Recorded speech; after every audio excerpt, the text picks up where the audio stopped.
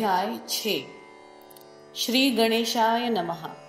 महाराज बंकटलाल के घर रह रहे थे और इस समय एक घटना घटी। गांव के दक्षिण में बंकटलाल का एक बाग था। वहां कई लोगों के साथ महाराज मकई के भुट्टे खाने के लिए गए। एक कुएं के पास लोगों ने भुट्टे भूनने की तैयारी की। कुआं बहुत गहरा था और जल भरा हुआ था। उसके पास ही इमली का एक बड़ा घना पेड़ था। भुट्टे को भूनने के लिए आग जलाई गई और वह धीरे धीरे फैल गई। सभी लोग डर कर वहां से भागने लगे, क्योंकि सबको अपनी जान प्यारी होती है। कुछ लोग कंबल ओढ़कर भागे तो कुछ वैसे ही भाग गए। पेड़ पर लगे मधुमक्खी के छत्ते से मधुमक्खियां भी उड़ने लगी। उस समय महाराज आसन पर बैठे और अपने मन में विचार करने लगे, मधुमक्खियां मेरा ही रूप हैं, इनका छत्ता भी मैं ही हूं, भुट्टे खाने मैं ही आया हूं, भुट्टे भी मैं ही हूं। ऐसा विचार करके वह आनंद मग्न हो गए। इतने में उनके शरीर पर असंख्य मधुमक्खियां आकर बैठ गईं।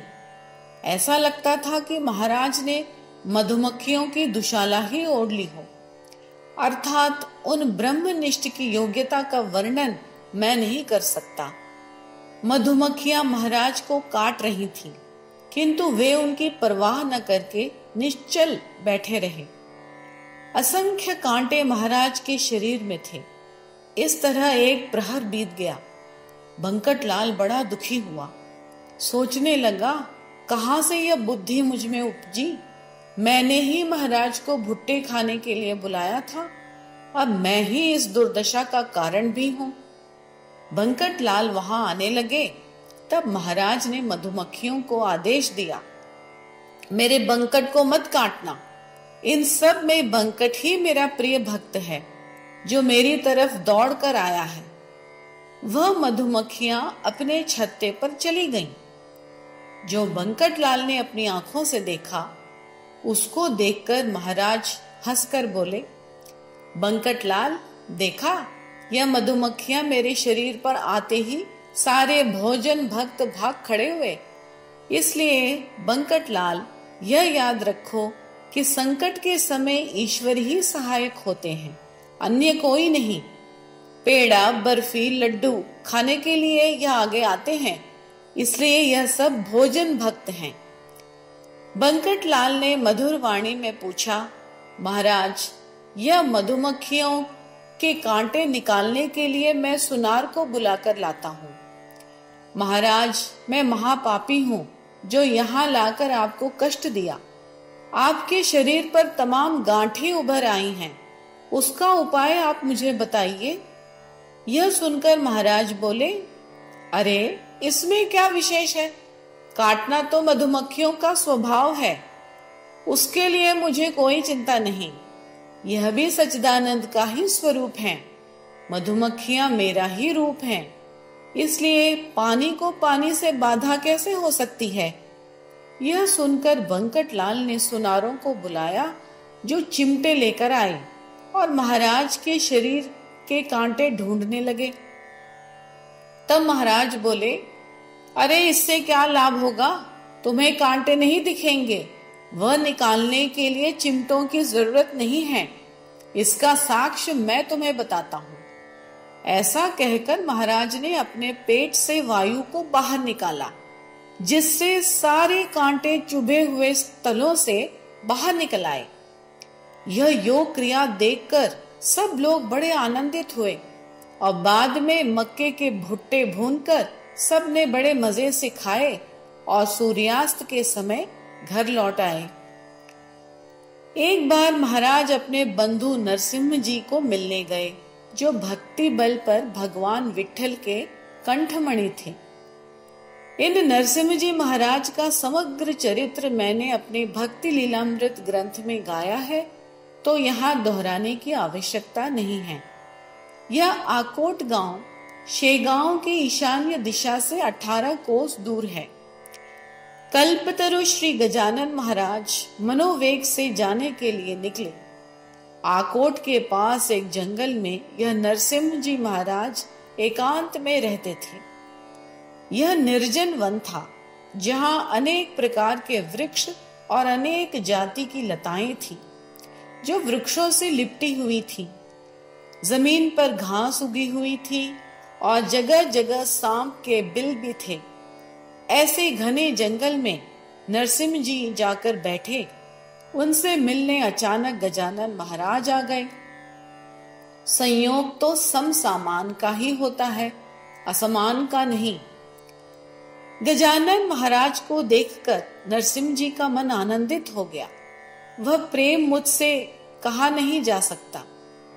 उनमें से एक साक्षात हरि तो एक साक्षात महादेव, एक गंगा का किनारा तो दूसरा गोदावरी का तट, एक कोहिनूर हीरा तो दूसरा कौस्तुभ मणि, एक वनिता के पुत्र गरुड़ तो दूसरे अंजनी कुमार हनुमान।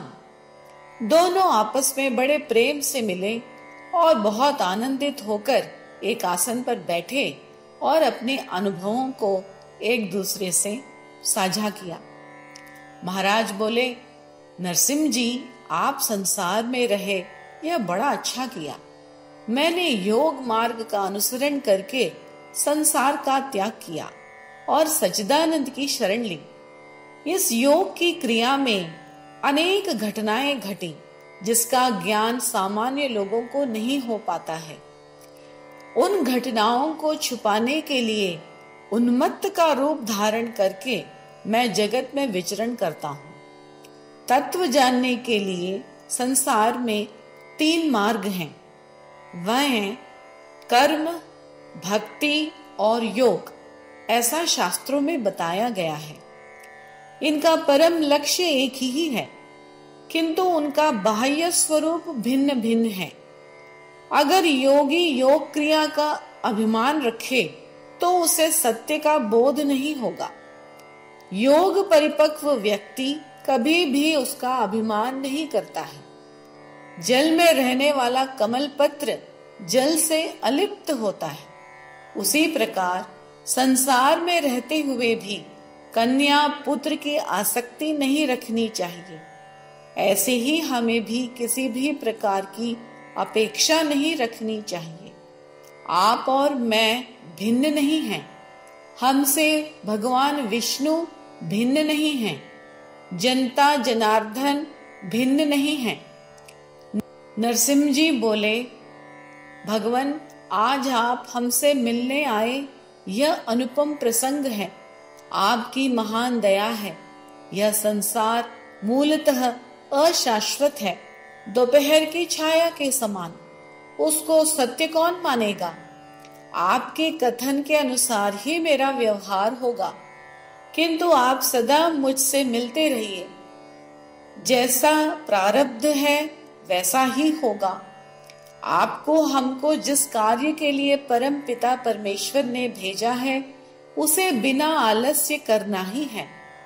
प्रार्थना इतनी ही है कि आप मुझे सदैव मिलते रहें।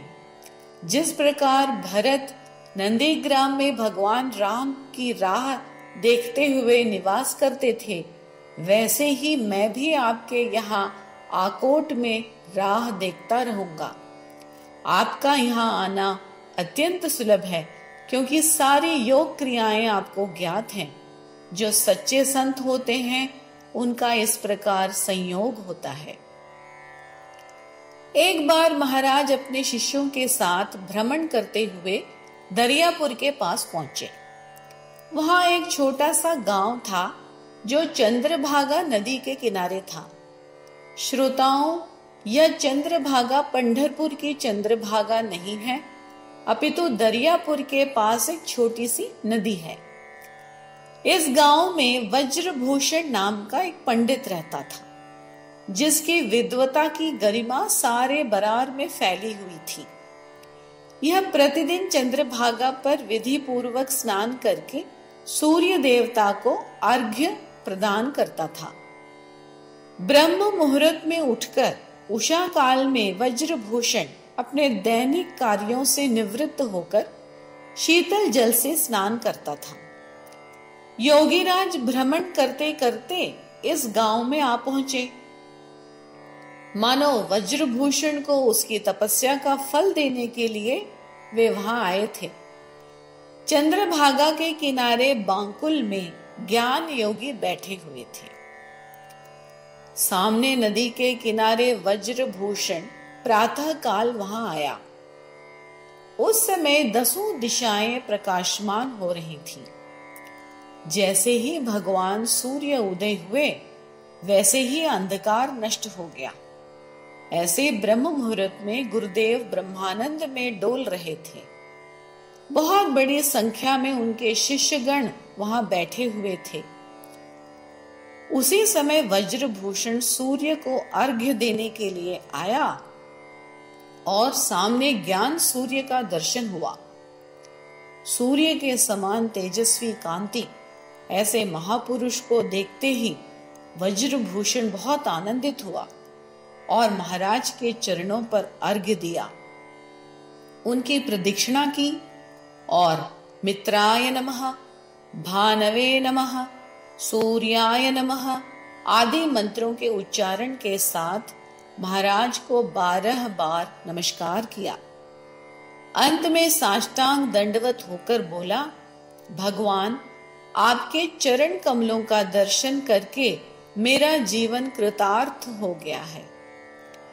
यह मेरे तप आचरण का फल है जो आज मुझे प्रत्यक्ष प्राप्त हो गया है।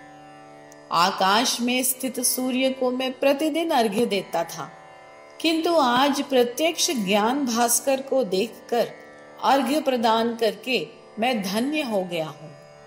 हे गजानन गुरु, आप मुझ पर कृपा कीजिए। तब योगेश्वर महाराज ने उसके मस्तक पर हाथ रखा और कहा, सर्वदा तुम्हारी विजय होगी। कर्म का मार्ग कभी मत छोड़ना। जो व्यक्ति कर्मों का आचरण करके कर्म फल की आशा नहीं रखता है, उसे अवश्य ही घनश्याम के दर्शन होते हैं। अब तुम अपने घर जाओ, मेरा वचन सदा ध्यान में रखना। प्रतिदिन तुम्हें ध्यान में मेरे दर्शन होंगे। ऐसा कहकर प्रसाद रूप में उसे श्रीफल दिया और बाद में महाराज शेगांव आ गए। प्राचीन काल में इसका नाम शिवगांव था, लेकिन समय के साथ इसका नाम शेगांव पड़ गया। जेठ और आषाढ़ महीना समाप्त होकर श्रावण मास आरंभ हो गया था। इस समय हनुमान जी के मंदिर में उत्सव आरंभ हुआ। यह एक भव्य मंदिर था और उसमें पुण्य पुंज गजानन महाराज पधारे।